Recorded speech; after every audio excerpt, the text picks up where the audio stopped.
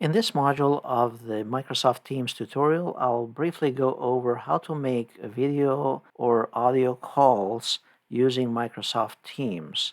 Now, this is not using a telephone system. This is just using a soft phone for Microsoft Teams within the Calls module in Teams.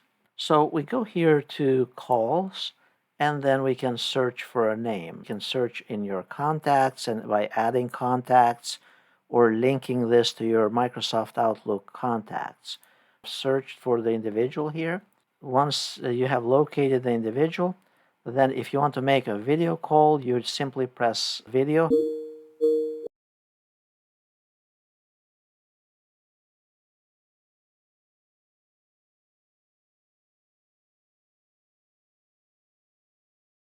If you like this video, please press like, subscribe, and then click on the bell icon.